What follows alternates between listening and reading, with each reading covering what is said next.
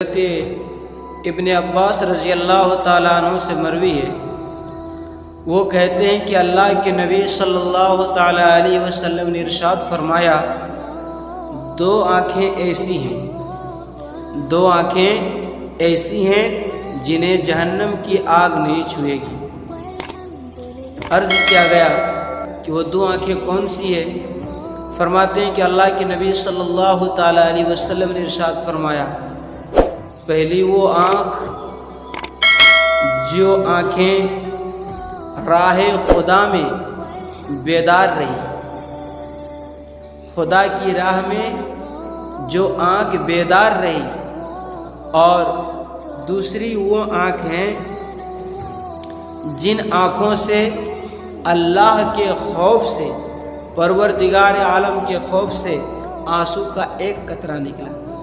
حضرات گرامی، یہ ایک روایت ہے۔ اب دوسری روایت جو میں پڑھنے جا رہا ہوں وہ حضرت ابو ہریرہ رضی اللہ تعالیٰ عنہ سے۔ حضرت ابو ہریرہ رضی اللہ تعالیٰ عنہ ارشاد فرماتے ہیں، کل قیامت کے میدان میں تین آنکھیں ایسی ہوں گی جنہیں جہنم کی آگ نہیں چھوئے گی۔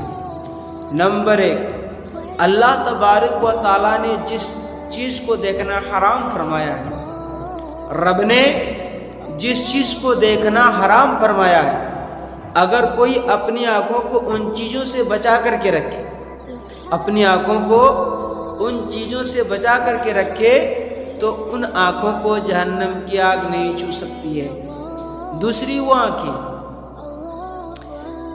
وہ آنکھیں جن آنکھوں سے آدھی رات کے وقت خوف خدا سے ایک قطرہ آنسو نکلا، چاہے وہ مکھی کے پر کے برابر کیوں نہ ہو، ایک قطرہ آنسو نکلا، آقا فرماتے ہیں کہ ان آنکھوں کو جہنم کی آگ نہیں چھوئے گی۔ تیسرے نمبر، جو آنکھیں اللہ کی راہ میں بیدار رہی، نبی کریم صلی اللہ تعالیٰ علیہ وسلم کی محبت میں بیدار رہی، ان آنکھوں کو جہنم کی آگ نہیں چھوئے گی۔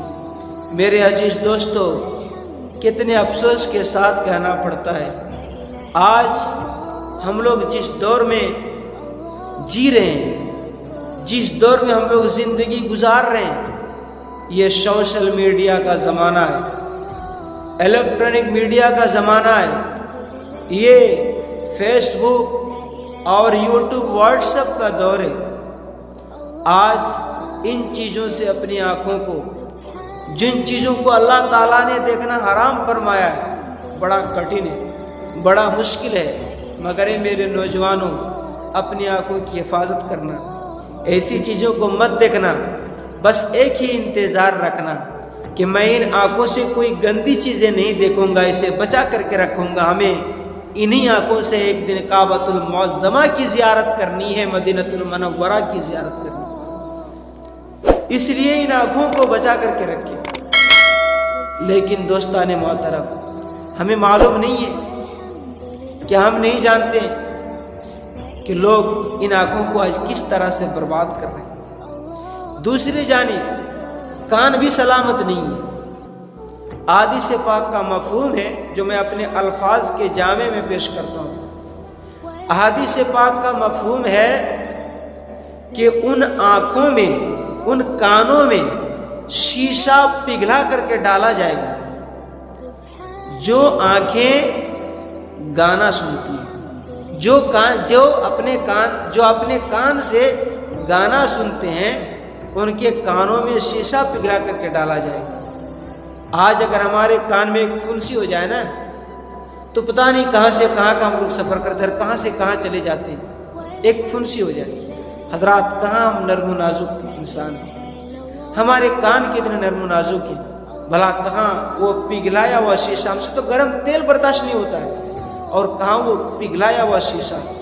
اس لیے میرے نوجوان بھائیوں، اپنے کان کو ایسی بیہودہ چیزوں کے سننے سے بچا کر کے رکھیں، اور ایک تمنا رکھیں کہ ایک دن آئے گا ہم انہی کان سے مکہ المعظمہ، مدینہ المنورہ میں جا کر کے اذان سنیں گے، اذان کے الفاظ سنیں گے، قرآن پاک کی تلاوت سنیں گے، نبی کریم صلی اللہ علیہ وسلم کی جو تعریف و توصیف کی جاتی ہے بشکل نعت، ہم ان چیزوں کو سنیں گے، ان کان کو بچا کر کے رکھیں۔ میرے عزیز دوستو، دنیا ہمیشہ کے لیے نہیں، یہ دنیا ایک دن فنا ہونی، ایک سفر ہے، سفر۔ مثال کے طور پر میں آپ کو بتا دوں کہ اگر کوئی بندہ یہاں سے احمد آباد کا سفر کر رہا ہے تو بیچ میں اگر کوئی جنکشن میں ٹرین آدھا گھنٹہ کے لیے رکتی ہے تو وہاں پر مسافر اتر جاتے ہیں اور اترنے کے بعد اپنا چائے پانی ناشتہ وغیرہ کرتے ہیں، مگر کوئی بھی مسافر اسی پلیٹ فارم کو، اسی جگہ کو، اسی اسٹیشن کو اپنا گھر نہیں سمجھ لیتا ہے۔ اسے پتہ ہے کہ ہمارا سفر ابھی باقی ہے، یہ ہمارا گھر نہیں، ہم سفر میں آدھا گھنٹہ کے لیے رکے ہیں۔ بلا کسی تشبیہ و تمثیل کے سمجھیے، بس زندگی کا یہ کارواں ہے۔ ہمیں عالم ارواح سے لے کر کے جنت کا سفر کرنا ہے، بیچ میں یہ ایک اسٹاپیج ہے، یہاں ہمیں مسافر کی طرح زندگی گزر بسر کرنا ہے۔ حضرات گرامی، لیکن بڑے افسوس کے ساتھ کہنا پڑتا ہے، کوئی کہتا ہے کہ دنیا دوستی سے چلتی ہے، کوئی کہتا ہے دنیا پیار سے چلتی ہے، لیکن جب آزمایا تو پتہ چلا کہ دنیا مطلب سے چلتی ہے۔